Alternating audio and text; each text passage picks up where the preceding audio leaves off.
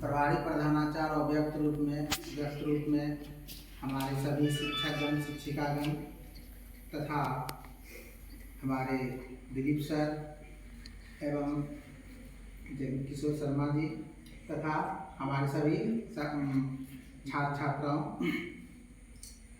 हम लोग जानते हैं कि 15 से 25 नवंबर तक जनजातीय गौरव पखवाड़ा मनाया जा रहा है और इस जनजातीय गौरव वर्ष 15 नवंबर 2024 घोषित किया गया है। और इस अवसर पर हम लोग जनजातियों के द्वारा जो योगदान दिए गए थे भारत देश की आज़ादी में, उनको याद करते हैं।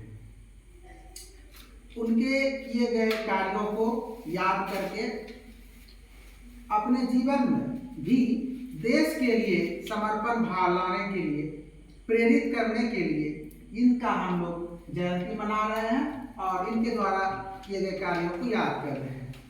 तो आज मैं आप लोगों को बिरसा मुंडा के बारे में बताऊंगा।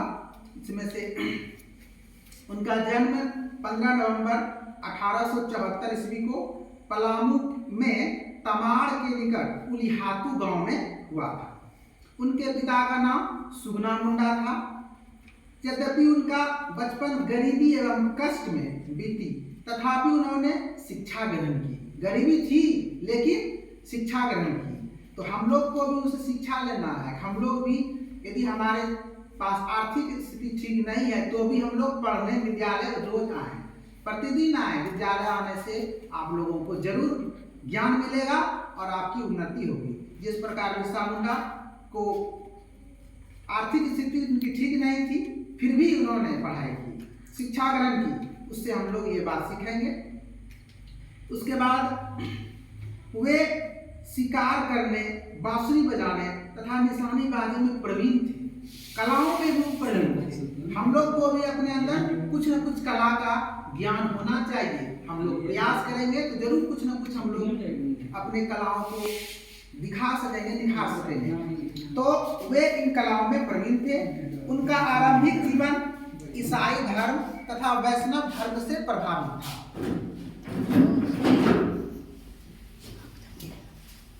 सरदारी आंदोलन में जो हुआ था, उन्होंने भाग लिया और गहरे रूप से उनको प्रभावित भी किया।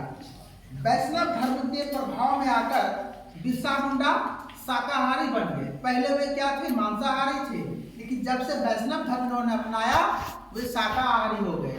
इसका मतलब है कि वे शाकाहारी को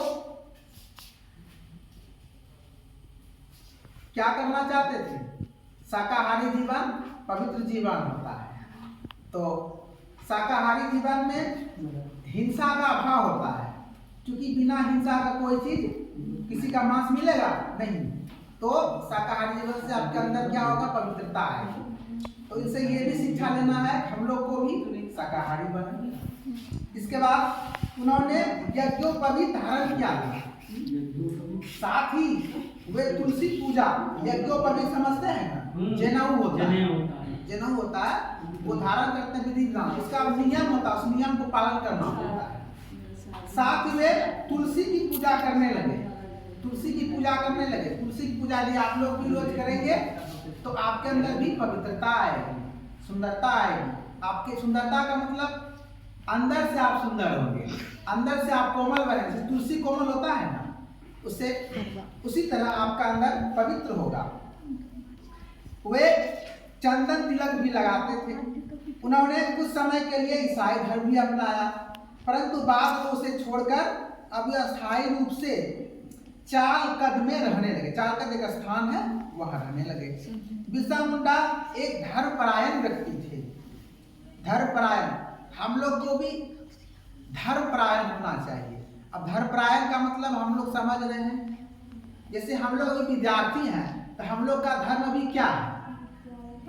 शिक्षा ग्रहण करना है ना, मन लगा करके, बिना समय को गवाए।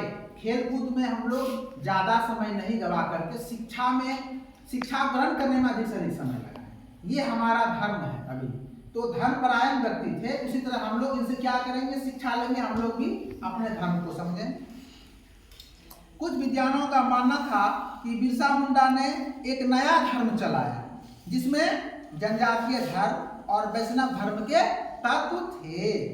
उनकी ख्याति एक धर्म प्रचारक के रूप में हो गई। वे नियमित रूप से कीर्तन करते और लोगों को उपदेश देते थे। वे मुंडाओं में प्रचलित अंधविश्वासों को दूर करना चाहते थे। वहाँ बहुत सारे अंधविश्वास फैले हुए थे, भूत प्रेत डायन जोगिन ये सब होता था, तो उन सबको उन्होंने दूर करने का प्रयास किया। उन्होंने एकेश्वरवाद पर बल दिया। एकेश्वरवाद का मतलब समझते हैं? ईश्वर एक है, हम लोग उनके संतान हैं, ये इसी कहते हैं एकेश्वरवाद। इससे क्या होता है, धर्म के नाम पर जो झगड़ा लड़ाई होता है वो नहीं होगा, क्योंकि हम जब एक ईश्वर को मान लेंगे सभी, तो धर्म के नाम पर झगड़ा लड़ाई वो हिंदू मुस्लिम सिख ईसाई के नाम पर जो हो रहा है वो नहीं होगा। तो वे एकेश्वरवाद के क्या थे? प्रवर्तक थे, उनको अपनाने वाले थे। एवं सिंह बोंगा देवता का नाम रखा उन्होंने, अपना जो ईश्वर है उनको सिंह बोंगा के नाम से पुकारते थे। यानी कि उनके सर्वोच्च देवता कौन थे? सिंह बोंगा। उसको देवता मानकर उनकी पूजा करने लगे। वे आदिवासियों में जो नशा का पान करते थे, मद्यपान, उनको भी दूर करने का प्रयास किया। उन्होंने मद्यपान का निषेध किया, ये सब हम लोग को नहीं करना है। बहुत सारे अनुयायी इनके हो गए और वो मद्यपान छोड़ दिए, शाकाहारी जीवन व्यतीत किए। हम लोग उनसे इन सब चीजों की शिक्षा लेकर के अपने जीवन को पवित्र करना है और अपने देश के लिए जिस प्रकार उन्होंने अंग्रेजों से युद्ध करके उनका छक्का छुड़ा दिया था, आप लोग भी आप पढ़ाई करके अपने देश को उन्नति की ओर ले जाना है। इसी शब्दों के साथ मैं अपनी वाणी को विराम देता हूँ। जय हिंद, जय भारत, जय जनजातीय परिषद।